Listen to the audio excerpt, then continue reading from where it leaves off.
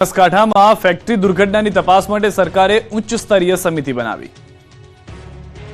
બનાસકાંઠાના ડીસામાં બનેલી ઘટનાને લઈને સરકાર એક્શન મોડમાં આવી છે અને આ સમગ્ર ઘટનાની તપાસ માટે સરકારે ઉચ્ચ સ્તરીય સમિતિ બનાવી છે. રાજ્ય સરકારે આ ઘટનાની ઊંડાણપૂર્વક તપાસ માટે 4 સભ્યોની ઉચ્ચ સ્તરીય સમિતિની રચના કરી છે. આઈએએસ ભાવિન પંડ્યાની અધ્યક્ષતામાં સમિતિની રચના કરાઈ અને આઈપીએસ વિશાલકુમાર વાઘેલા, એફએસએલના ડિરેક્ટર એચપી સંઘવી, માર્ગ મકાનના એન્જિનિયર જે.એ. ગાંધી સમિતિના સભ્ય બનાવાયા છે. આ સમિતિ 15 દિવસમાં પોતાનો તપાસ રિપોર્ટ સરકારને સોંપશે. સમિતિ ફેક્ટરીમાં સુરક્ષાના માપદંડો અને નિયમોનું પાલન થયું કે નહીં, એક્સપ્લોઝિવ એક્ટ 1884 અને એક્ટ 2008ના નિયમ મુજબ કામગીરી થઈ કે નહીં, અકસ્માત માટે જવાબદાર કોણ છે અને વહીવટીતંત્રની ભૂમિકા શું હતી, મજૂરો માટે કાયદા અનુસાર જોગવાઈઓ રાખવામાં આવી હતી કે નહીં, ફેક્ટરીમાં ઓટોમેટિક સલામતી પ્રણાલીઓ અમલમાં હતી કે નહીં, તે પ્રકારના તમામ મુદ્દાઓ પર તપાસ કરશે. આ દુર્ઘટનાની સર્વગ્રાહી તપાસ માટે સ્થાનિક પ્રશાસન, પોલીસ તંત્ર અને અન્ય સંસ્થાઓને સંપૂર્ણ સહકાર આપવા સૂચના આપવામાં આવી છે. મુખ્યમંત્રીએ પણ આ ઘટના પર ગંભીર નોંધ લઈને જવાબદાર અધિકારીઓને તાકીદ કાર્યવાહી કરવાના આદેશ આપ્યા છે. અમદાવાદમાં શ્વાન બાબતે બબાલ થઈ પરિવારે વૃદ્ધને લાકડીથી ફટકાર્યા. પાળેલા શ્વાનની સોસાયટીની બાજુમાં શૌચક્રિયા ન કરાવવા રહીશોએ ટકોર કરી. આ વાતનું યુવકને એટલું લાગી આવ્યું કે તેનો આખો પરિવાર 60-70 વર્ષના એક દાદા પર લાકડીઓ ફટકારવા લાગ્યો. ગાળો આપી અને ફરી ટકોર કરશો તો મારી નાખીશું એવી ધમકી આપી. પહેલા જુઓ શ્વાન માલિકની દાદાગીરી. દ્રશ્યો અમદાવાદના કૃષ્ણનગર વિસ્તારના છે, જ્યાં એક પરિવારે રીતસર આતંક મચાવ્યો હોય તેવા આરોપ લાગ્યા છે. લુક્કાગીરીની હદ વટાવતા આખો પરિવાર સોસાયટીના રહીશોને ધમકાવા લાગ્યો અને ગાળો આપી.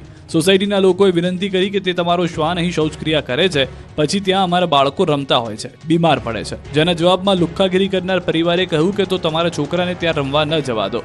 ત્યાં સુધી ડંફાસ મારી કે પોલીસ તમારા માટે છે, મને પોલીસથી કોઈ ફરક નથી પડતો. આખા પરિવારે ભેગા થઈને સોસાયટીને ખૂબ ધમકાવી. આ સાથે જ કહ્યું કે કાલે પણ શ્વાનને અહીં જ શૌચક્રિયા કરાવશે. કોઈ કંઈ બોલશે તો મારીને તોડી નાખીશું. દાદાગીરી કરીને ભયનો માહોલ પેદા કરનારા પરિવાર વિરુદ્ધ સોસાયટીવાળા રાત્રે જ કૃષ્ણનગર પોલીસ સ્ટેશને ફરિયાદ નોંધાવવા પહોંચી ગયા, પરંતુ પોલીસે 5 કલાક સુધી એફઆઈઆરની કોપી ન આપી હોવાનો પણ આરોપ લગાવ્યો છે. હજુ પણ અસામાજિક તત્વો સુધરવાનું નામ નથી લેતા. ક્યાંક જોખમી સ્ટન્ટ તો ક્યાંક દાદાગીરીની ઘટના બની. અસામાજિક તત્વો સામે પોલીસનો 100 કલાકનો એક્શન પ્લાન પૂર્ણ થયો છે, પરંતુ કેટલાક અસામાજિક તત્વો સુધરવાનું નામ જ નથી લેતા. ગોધરામાં જાહેરમાં છરી સાથે રોફ જમાવતા અસામાજિક તત્વો એવા બુટલેગરને પોલીસે કાયદાના પાઠ ભણાવ્યા છે. અહેવાલ બાદ આખરે સુરત પોલીસે વાયરલ વિડીયોમાં દેખાતા આરોપીને દબોચી લીધો છે. તાજેતરના ગોધરામાં હાથમાં બે રેમ્બો ચપ્પુ લઈ જાહેરમાં દાદાગીરી કરતા એક અસામાજિક તત્વનો વિડીયો વાયરલ થયો હતો. રાજા નામનો આ બુટલેગર જાહેરમાં છરી લઈને એક વ્યક્તિને ધમકી આપતો દેખાઈ રહ્યો હતો. જોખમી સ્ટન્ટનો વલસાડથી વધુ એક વિડીયો વાયરલ થયો. દાવા પ્રમાણે આ video Ahmedabad Mumbai national highway પરનો છે, જેમાં જોઈ શકાય છે કે પૂરપાટ ઝડપે દોડતી કારમાં એક યુવક જોખમી રીતે સ્ટન્ટ કરીને સીન સપાટા કર્યા હતા. યુવક સનરૂફમાંથી બહાર નીકળ્યો હતો અને ત્યારબાદ કાર ઉપર બેસીને જોખમી રીતે સ્ટન્ટ કરી રહ્યો હતો. આ વિડીયો વાયરલ થતાં જ પોલીસ એક્શનમાં આવી હતી અને યુવકની શોધખોળ ચાલુ કરી છે. સુરતની સચિન જીઆઈડીસી વિસ્તારના એટીએમ તોડીને ચોરીનો પ્રયાસ કરવામાં આવ્યો. ટ્રાફિકથી સતત ધમધમતા રહેલા વિશાલનગર પાસે આવેલ એક એટીએમને તસ્કરે નિશાન બનાવ્યું. જીઆઈડીસી વિસ્તારમાં એટીએમ તોડી ચોરીનો આ પ્રયાસ સીસીટીવી કેમેરામાં કેદ થયો. તેમાં જોઈ શકાય છે કે એક યુવક એટીએમ તોડી ચોરીનો પ્રયાસ કરી રહ્યો છે. આ બનાવને પગલે પોલીસે સીસીટીવીના આધારે તપાસ હાથ ધરી હતી. અંતે ધુલિયાના સ્વપ્નિલ નામના યુવકની ધરપકડ કરીને કાયદેસરની કાર્યવાહી હાથ ધરી છે. અમદાવાદમાં બજરંગ દળના કાર્યકર્તાઓની દાદાગીરી. એએમસી પૂર્વ ઝોન ઓફિસમાં ખાતે દાદાગીરી કરવામાં આવી છે. એસ્ટેટ વિભાગ દ્વારા જાહેર રસ્તા પરથી દૂર કરાયા હતા પોસ્ટર. રામનવમીના બજરંગ દળ અને વીએચપીએ લગાવ્યા હતા પોસ્ટર. એસ્ટેટ વિભાગ જાહેર રસ્તા પરથી દૂર કરી રહી હતી પોસ્ટર. એએમસીની કામગીરીથી નારાજ થઈ કર્યો હતો હલ્લાબોલ. હલ્લાબોલમાં એક કર્મચારી ઈજા થઈ હોવાની પ્રાથમિક જાણકારી છે. આખરે પોલીસ દ્વારા મધ્યસ્થી કરતા મામલો થાળે પડ્યો. ભરૂચમાં ટેન્કરમાં લાગી ભીષણ આગ, તો રાજકોટમાં એક ફેક્ટરીમાં આગ મામલે મોટો ઘટસ્ફોટ થયો. રસ્તા પર ભરભર સળગી રહેલા ટ્રકના દ્રશ્યો ભરૂચના અંકલેશ્વર નજીકના છે. ટેન્કર અંકલેશ્વર નજીક પહોંચતા જ કેબિનમાં અચાનક આગ ભભૂકી. ટોલ પ્લાઝા નજીક ટેન્કરમાં આગ ફાટી નીકળતા દોડધામ મચી ગઈ. ટેન્કરની કેબિનમાં લાગેલી આગે વિકરાળ સ્વરૂપ ધારણ કરી લીધું. જોકે ટેન્કર ડ્રાઈવરની સતર્કતાને કારણે તેનો જીવ બચી ગયો. બીજી તરફ ફાયરની ટીમે પણ આગ પર કાબુ મેળવ્યો.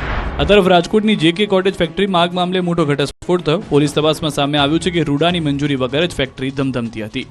જીપીસીબી પાસેથી મંજૂરી વગર બાંધકામ ખડકી દેવાયું હતું. આ મામલે રૂડાના ચીફ એક્ઝિક્યુટિવે જણાવ્યું કે 2007માં ઔદ્યોગિક એકમો માટે પ્લોટનો રૂડામાંથી લેઆઉટ મંજૂર કરાવેલી હતી અને બાંધકામ મંજૂરી કે એનઓસી મેળવવા માટેની કોઈ પ્રક્રિયા કરવામાં આવી નથી. વડોદરાના વાઘોડિયામાં લાગેલી આગમાં પણ નવો વળાંક આવ્યો. ચોરી કરવા આવેલા ઇસમે ચોરી કર્યા પછી દુકાનમાં લગાવી આગ, જેનો ખુલાસો થયો. દુકાનની કાચની બારી તોડી અને દુકાનમાં પ્રવેશી ચોરી કરી હતી. છત ફાડીને ઘરમાં ઘૂસ્યો સાવજ, અમરેલીમાં પરિવાર અને ગ્રામજનો ફફડી ઉઠ્યા. સાવજ ઘરમાં ઘૂસતા જ પરિવાર આખો ટેન્શનમાં. સાવજને ઘરમાં જોઈને પરિવારના ધબકારા વધી ગયા. આ ઘટના બની અમરેલીમાં. જો તમારા ઘરમાં જંગલનો રાજા સિંહ આવી ચડે તો વાત વિચારીને રૂવાડા જ ઊભા કરી દે તેવા છે. પરંતુ અમરેલીમાં તો એક મકાન માલિક માટે આ વાત સાચી સાબિત થઈ. રાજુલાના કુવાયા ગામમાં એક ઘરમાં સિંહ ઘૂસી આવ્યો. મોડી રાત્રે મકાનની છત પરથી સિંહે ઘરમાં પ્રવેશ કર્યો.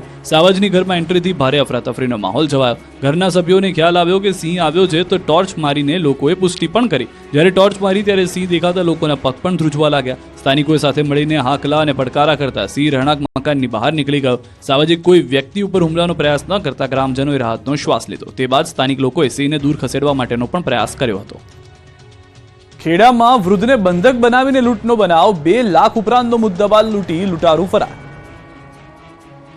ધોળા દિવસે વૃદ્ધને બંધક બનાવીને 2 લાખ રોકડની લૂંટ ચલાવી. રાજ્યમાં તસ્કરો કાયદો અને વ્યવસ્થાને જાણે પડકાર ફેંકી રહ્યા હોય તેવો વધુ એક કિસ્સો સામે આવ્યો. ખેડાના મહુદામાં એક વૃદ્ધના ઘરે ધોળા દિવસે લૂંટારુઓ ત્રાટક્યા હતા. તેમણે વૃદ્ધને બંધક બનાવીને 2 લાખથી વધુના મુદ્દામાલની લૂંટ ચલાવી. બનાવ અંગેની મળતી વિગત પ્રમાણે પોતાના ઘરે બેઠેલા વૃદ્ધ પર ચાદર નાખી તેમના પગ અને હાથ બાંધી બંધક બનાવી દેવામાં આવ્યા. સાથે જ તેમને ઘરમાં દાગીના રૂપિયા જે હોય તે બધું આપી દેવા જણાવ્યું. જો કે લૂંટારુઓની વાત નહીં માનતા વૃદ્ધને પગ પર છરીનો ઘસરકો મારવામાં આવ્યો, જેને લઈને વૃદ્ધ ડરી ગયા હતા અને તિજોરીમાંથી તેમણે 1,85,000 રોકડા આપ્યા, જ્યારે અન્ય કબાટમાંથી 17,000 જેટલી રોકડ રકમની લૂંટ ચલાવી. આ બનાવ અંગેની જાણ થતાં જ પોલીસ કાફલો ઘટના સ્થળે પહોંચ્યો અને 3 અજાણ્યા ઇસમો વિરુદ્ધ લૂંટનો ગુનો નોંધી આરોપીને ઝડપી પાડવા કાર્યવાહી હાથ ધરી. આ તરફ અમદાવાદ અને સુરતમાં ફટાકડાની ફેક્ટરીઓ પર પોલીસે ઓચિંતું ચેકિંગ કરી દીધું. બનાસકાંઠાના ડીસામાં ફેક્ટરીમાં બ્લાસ્ટની ઘટના બાદ અમદાવાદમાં પોલીસ એક્શનમાં આવી અને ફટાકડા બનાવતી ફેક્ટરીઓ પર તપાસ હાથ ધરી. અમદાવાદના શહેરમાં ફટાકડા બનાવતી ફેક્ટરી અને ગોડાઉનમાં ચેકિંગ હાથ ધરાયું હતું. અમદાવાદ ગ્રામ્ય વિસ્તારમાં પોલીસે તપાસ